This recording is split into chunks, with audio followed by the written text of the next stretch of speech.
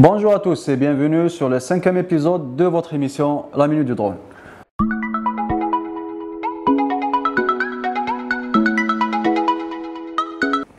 Alors, partant du principe que cette machine ou ce drone nous permet de faire des captations, de la captation aérienne, c'est tout simplement le fait de prendre des photos et des vidéos aériennes. Bien sûr, ça donne des différentes possibilités, des différentes opportunités pour pouvoir, bien sûr, l'utiliser dans les tournages, dans le fait de filmer des événements, des anniversaires, des mariages, des concerts, des clips, pourquoi pas. Alors, là, je m'adresse vraiment aux spécialistes de la vidéo. Je sais qu'avant tout, vous avez deux choses qui comptent. C'est vraiment le cadrage, la mise en scène et la qualité des images et des vidéos. Et grâce à cette, je dirais, à cette vague de drones qu'on trouve aujourd'hui sur le marché, qui sont équipés des caméras super puissantes, et là je parle des caméras 4K, Ultra HD, nous avons cette possibilité justement de faire une captation de qualité. Alors, l'utilisation des drones dans ce secteur d'activité, je dirais, dépend du matériel que vous allez acheter, bien sûr, et de ce que vous recherchez comme type de photos ou de vidéos. Alors, quand on parle du 4K, c'est vrai, c'est toujours bon de filmer en 4K parce que derrière, j'imagine, en post-production, ça vous permet de faire peut-être des ralentis, ça vous permet de faire de capter des frames dans la vidéo avec une bonne qualité. Mais l'inconvénient de filmer en 4K avec un drone, c'est vraiment l'usage de la carte mémoire parce qu'une simple vidéo, par exemple, en 720p ou 1080p, peut-être une vidéo de 5 minutes, peut-être peut vous faire entre 500 et 300 mégas, peut-être, mais en 4K, ça monte directement au giga. Alors, on peut utiliser les drones pour filmer des événements, faire la captation dans l'événementiel, mais il faudra choisir le bon matériel. Et ce n'est pas juste parce que le drone filme en 4K que je vais utiliser le 4K directement. Parfois, juste le 1080 pixels est largement suffisant.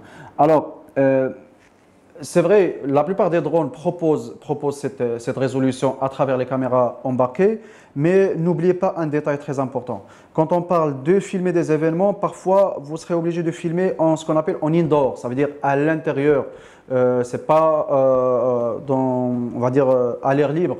Et parfois la taille de votre drone peut vraiment faire la différence.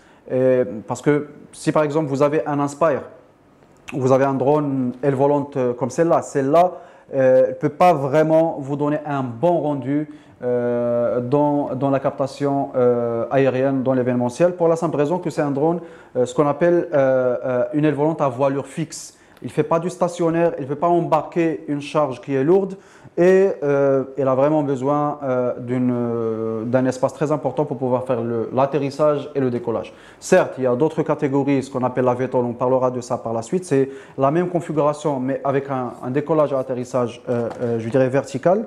Mais pour ce qui est événementiel et audiovisuel, je vous conseille vraiment des drones qui sont très petits, comme le Mavic par exemple, l'Inspire quand il s'agit de outdoor, si vous voulez filmer à l'extérieur.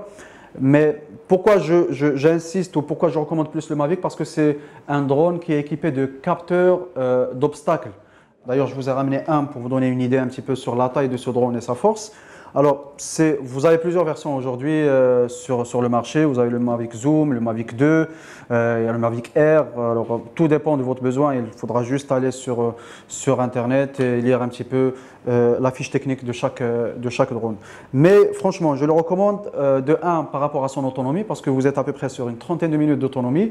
Alors, vous avez un capteur qui va vous permettre de détecter où le drone automatiquement détecte les obstacles et en indoor, il reste vraiment stable.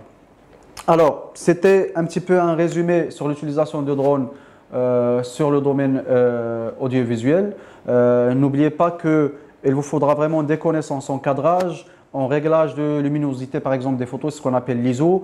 Vraiment, il faut savoir comment faire la mise en scène pour avoir un bon rendu. Parce que avoir un drone de qualité, une caméra de qualité, ça ne fait pas de vous forcément un bon, je dirais, un bon shooter de photos ou un bon photographe. Alors, c'est un ensemble de compétences Et bien sûr, ça vient avec l'entraînement, ça vient avec la pratique. Si vous avez des questions beaucoup plus précises, si vous voulez en savoir plus, n'hésitez pas à mettre vos questions en commentaire.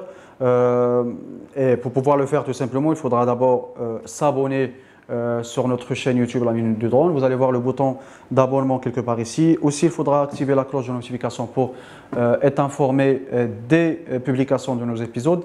Et en bas, vous allez voir notre compte Instagram officiel et le compte Facebook. Alors, connectez-vous massivement. N'hésitez pas à poser vos questions. N'hésitez pas à partager aussi vos expériences avec nous. D'ici là, je vous dis prenez soin de vous et à la prochaine.